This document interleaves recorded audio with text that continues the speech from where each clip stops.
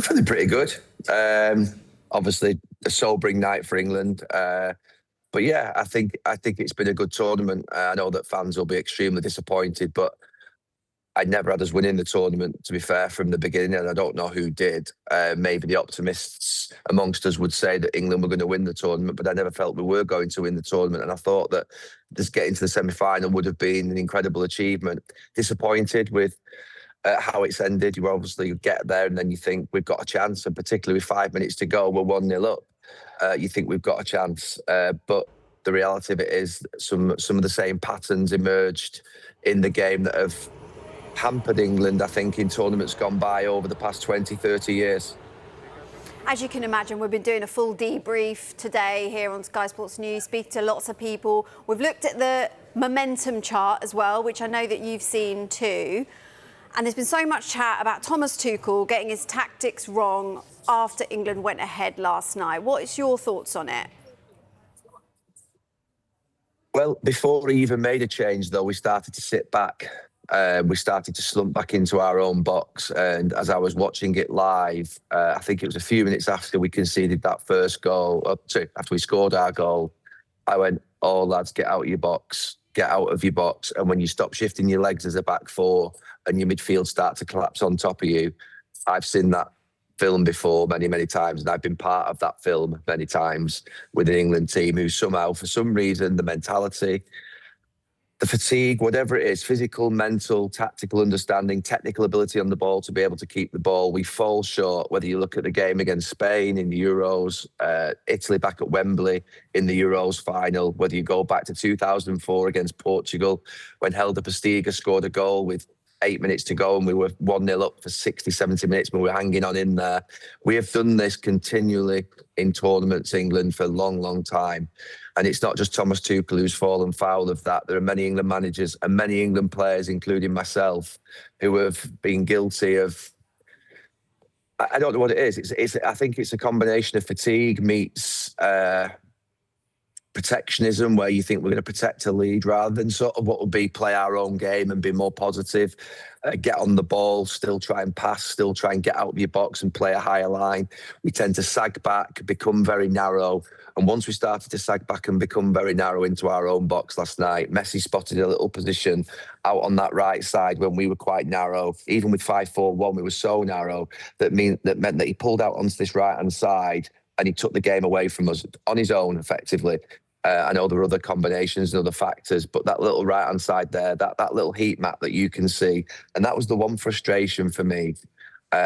It's not easy just to say, go and mark Messi, but we should have flooded that area. We should never have tucked in as narrow as we did on that side. We should have definitely left one or two players out there against him and forced him to try and occupy a different position on the pitch. But we didn't do. We didn't see that position. So people talk about the negative substitutions and maybe putting defenders on. It was those defenders that were on not attaching themselves close enough to Messi when the ball was on the opposite side of the pitch and it kept getting switched across to him, that I thought was a massive factor. And us going so deep, because we were going back in on top of Jordan Pickford and going very close to him. What you touched on there just a few moments ago about mentality, this was a common theme that has been brought up today. Michael Owen said it's a very English thing that we don't try and win. We're so scared of winning that, you know, you're kind of just trying to hold on at that moment. But Tuchel was brought in, wasn't he, to bring that winning mentality. Why do you think it is that England is like that? There's no doubt we all try to win. Every England player that I ever played with and every England player that was out on that pitch last night was so desperate to win that match and so desperate to bring success to the country from a football perspective. So it's not through a lack of wantness, you know, a lack of care. He chose to try and win the game in the same way that he did with 10 men against Mexico, where we were very resolute, resilient, tight, compact, and get over the line.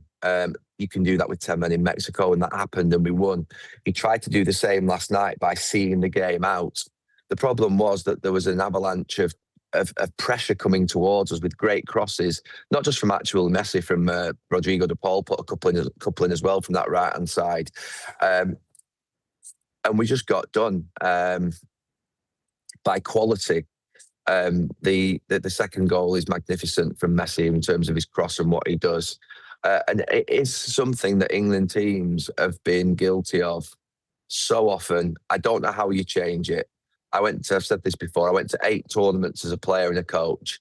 5 of them got knocked out on penalties. Many of them, to be fair, ended up sagging back into our own box very deep, not on the front foot, the very opposite of what English football is. And all I can put it down to, having a lot of lived experience of what those lads were feeling last night, is that your legs start to get heavy, you start to become under pressure, you start to protect your lead, think you can get over the line by basically sort of keeping your clean sheet or keeping the sort of ball out of the back of your net, rather than thinking more positively, which is how do we go and counter-attack and score that second goal. And there were some experienced players out on that pitch last night before Thomas Tuchel started making substitutions, and there were some experienced players back in the day, because these are patterns that have emerged time and time again. We're all guilty of it that have played for England. So the idea of me just going and sort of what would be, lumping in on Thomas Tuchel this morning is not going to happen. I was as big a part of the problem when I played as, to be fair, the lads that played last night and sunk deep into their own box. It's just something we've got in our psyche. It's something that we've done that means that we've brought pressure on ourselves, and we've been knocked out of tournaments time and time again in this way. It's not good enough, but we haven't got the technical ability, I don't think, of the team to be able to play through the middle thirds. I keep talking about sort of these players that play for these other countries at the very elite levels. They have the ability to keep the ball under possession in the highest pressure moments of matches. And then you add that little bit of stardust like Messi on top of that, and you've got something that ultimately gets you over the line. We've not been able to get over the line like that. And last night wasn't the greatest of nights for, obviously, Jude Bellingham and Harry Kane, our 2 best players. They had quiet nights by their standards, which again, that second goal can come through a bit of magic that again just becomes that difference maker. So that's what you're looking for in a moment like this. You mentioned there's a couple of factors, isn't there? This, the fatigue, the pressure, there's so much on that. You know more than most how heavy that England shirt is on a player's back. Carve, we spoke to earlier, was saying that it was about 80% Argentina fans in that stadium as well. I suppose watching from back home, we can forget how difficult it is and the pressure that are on these players. Yeah, there is pressure on the English players, but believe me, there is massive pressure on the Argentinian players and the French players and the Spanish players. They have huge pressure as well. The weight that's on Messi's shoulders and the rest of those Argentinian players with the fans and what they expect. The Brazilian players are exactly the same. So we're not the only country that has pressure. And by the way, they had a group of players last night. The 2 centre-backs, Lisandro Martinez, Cristian Romero, McAllister from Liverpool, Enzo Fernandez from Chelsea. They had a number of players that play in the Premier League, by the way, that go through the same conditions as we do. So Martinez in goal. So half their team, by the way, plays in the Premier League. So we can't make this complaint that it's just us that are fatigued. When they're fatigued, they have the ability to keep the ball better, and they have a psyche in those moments, which, to be fair, is far greater than ours. And they've proved that over decades, let alone over sort of what would be this tournament. So again, we're looking at an age-old problem for England, not one that's been created or caused by just this current group of players and Thomas Tuchel, but one that's actually, to be fair, been a problem for us for many, many decades and years. In terms of England defeats, where does last night rank for you in terms of disappointment? It's a massive disappointment. But is it worse than sort of what would be the ones that, we've got to 2 finals in the last sort of 4 or 5 tournaments? These lads also, some of them got knocked out of a semi-final in Russia in 2018. These lads that are playing in this team, a lot of them have taken us very close over this last 6, 7, 8 years. And they've done a brilliant job playing for England. That's not maybe going to be a popular sort of phrase this morning, but their achievements, to be fair, have been great. They've just not been able to get over the line. That will cause them great pain. Last night, being 5 minutes away from a World Cup final and not getting there will live with them forever. I said before that the closest I've ever come to crying on a football pitch was in 2006. We got knocked out of a World Cup quarter-final on penalties against Portugal. And I was 31 years of age and recognised that I was never going to play in a World Cup again for my country and that my time had gone. And, even now I can feel the emotion inside me, feeling about that moment. I can actually still think about being there. Harry Kane last night at the age of 32 will probably recognise that is his last ever World Cup. Maybe for John Stones, Jordan Pickford, these lads that are in their 30s, they will be extremely emotional. They'll be so disappointed and gutted and dejected this morning to a level that you can't even imagine. I've been there. They will be sunk in their rooms as low as you can possibly get, as England fans are. But if England fans want any comfort, is that those lads last night that they were watching will be suffering very badly in this next few days and weeks because it will never leave them. It never does. And it's upsetting because you want us to get over the line, but we weren't good enough. Argentina were the better team. From the moment that goal went in that we scored, they were so much better than us. Gary, do you think there should be any questions around Thomas Tuchel's future?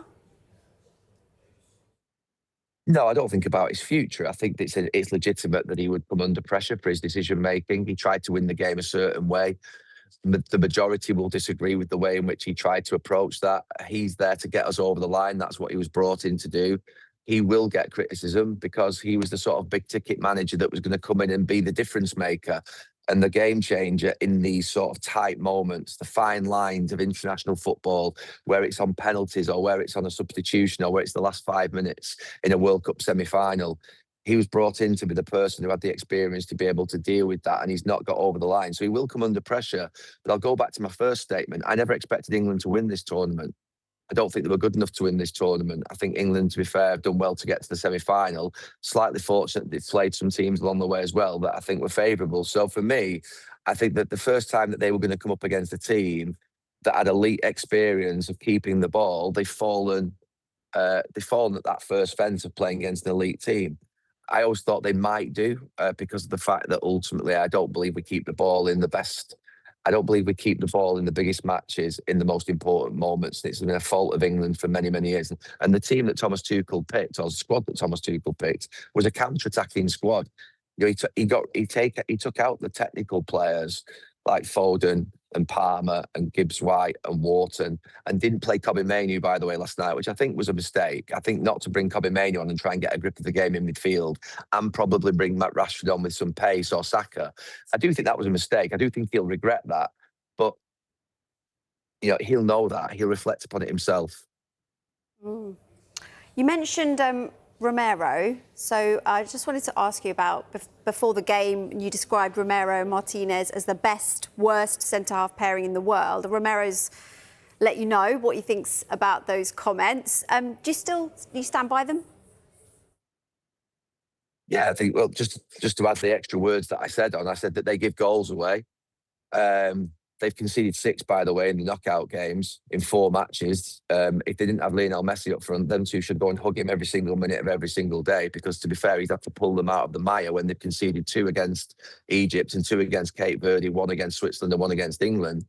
So they've conceded 6 goals in the knockout phases, but then I did go on to say that they are incredible, and they were my exact words, and their force of nature of how they go and try and win the game for their countries, they go from the sublime to the ridiculous. I mean, Romero played in a team last year that nearly went down and got relegated in the Premier League and conceded 65 goals. So I think I know what I'm talking about when I watch a player. He's very talented, as is Alessandro Martinez, but they do make mistakes. Lots of them, and they have conceded goals, but they are a force of nature. They have incredible personalities. They go and win every header in the attacking box and sometimes in the defensive box. And I just see such a contradiction in games between them. I don't think anybody else there. You know, he's relatively young. I think Romero. He's not an experienced defender yet. He's won a World Cup and he's got incredible achievements. But without Lionel Messi last night, and without Lionel Messi in this last 2 tournaments, what we should talk about him. Because he is absolutely, what we saw last night was absolute genius. And yeah, Argentina didn't win last night because of the centre-backs. They won last night because of their great player, who is arguably the greatest player of all time. Spain were able to deal with France's attacking talent. Are they going to be able to do the same with Lionel Messi, Gary? You're dealing with a force, a chemistry, a passion, and somebody who, I mean, what he did last night was the greatest players are able to go and select the part of the pitch that they need to be in to win their team the game. And he went and played effectively as an attacking right back in that sort of right channel, and then went and did his stuff from there for the last 20 minutes. He didn't go and play centre forward. He didn't go and play as a number 10. He didn't go and play as a traditional wide player. He actually sat out of the game outside of England's shape. And just the ability to be able to go and do that and spot where the game is and spot where he can have the biggest influence in a time whereby Argentina are out of the World Cup, and they've been out of the World Cup 2 or 3 times in this tournament, but for him, and obviously a couple of his teammates scoring goals. So, yeah, Spain are capable, but they're up against almost an unstoppable machine when it comes to that the Argentinian sort of mentality that they have, and also Messi and the way in which they sort of what be group around him.